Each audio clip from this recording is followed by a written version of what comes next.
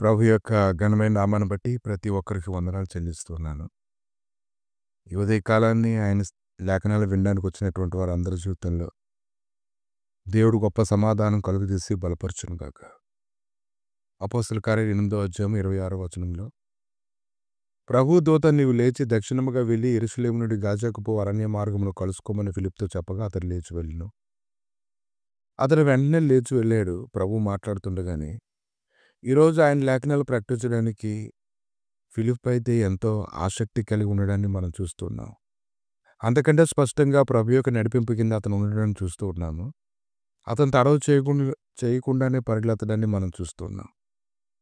అప్పుడు ఐథియోపియల రాణి అయిన కందాకి క్రింద మంత్రి అయి ఆమె యొక్క ధనాగారం అంతటి మీద నున్న ఐథియోపియుడైన నపుంసకుడు ఆరాధించుటకు యెరూషలేమునకు వచ్చుండెను. అతడు తిరిగి వెలుచు తన రథం మీద కూర్చుండి ప్రవక్త యెషయా గ్రంథం చదువుచుండెను.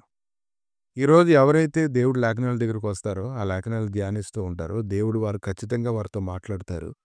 అందులో వివరణ అంతా తెలియపరిచి వారిని లోతైనటువంటి స్థితిలోని తీసుకుని వెళ్ళడానికి ఆయన శక్తిమంతుడు ఉన్నాడు. ఎప్పుడైతే నువ్వు ప్రభుతో కలిసి నువ్వు పనిచేయడం ప్రారంభిస్తుంటావో అన్ని విషయాలను కూడా నీకు నడిపింపు ఉంటుందని నువ్వు తెలుసుకోగలగాలి. అప్పుడు ఆత్మ పిలుపుతో నీ వారి రథం దగ్గరకు పోయి దాన్ని కలుసుకోమని చెప్పాను. పిలుపు దగ్గరకు పరిగెత్తుకొని పోయి అతడు ప్రవక్త యెషయా గ్రంథం చదువుతుండగా నువ్వు చదువుతున్నది గ్రహించున్నావా అని అడిగాను.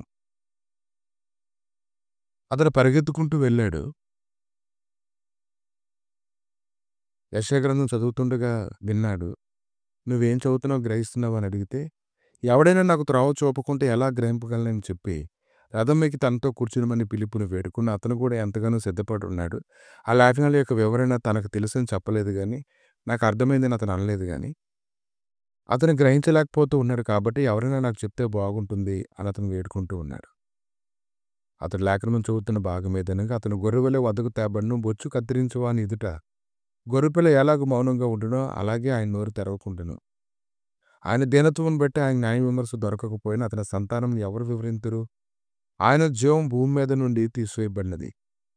అతడు అడుగుతున్నాడు, ప్రవక్త ఎవరిని గురించి ఇలా చెప్పుచున్నాడు? తనను గుర్చా వేరొకను గూర్చా దయచేసి నాకు చెప్పమని అడిగినప్పుడు ఫిలిప్పు నోరు తెరిచి యేసుప్రభుని గురించి అతను ప్రకటిస్తూ ఉన్నప్పుడు అతను వెంటనే బాప్తిసమిచ్చుటకు ఆటకి మేముందని నీళ్ళున్న ఒక చోటును అతను చూపిస్తూ ఉన్నాడు.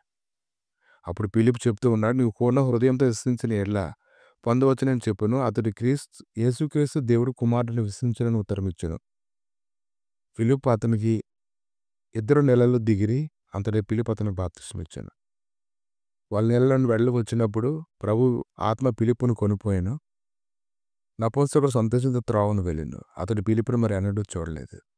ఇదంతా చూస్తూ ఉంటే దేవుడు లేఖనాల దగ్గరకు వస్తే ఆయన ఎంత స్పష్టంగా విడుదలిస్తారో చూడండి. ఒక లేఖనం తెరవబడగానే అతనికి మార్గం సరళం చేయబడింది. అతని జీవితంలో ఎలాగైతే గొప్ప కార్యం జరిగించిందో నువ్వు ఆయనతో కలిసి పనిచేయడానికి ఈరోజు ఇష్టపడు. ఆయనతో కలిసి నువ్వు పనిచేయడానికి ఇష్టపడు.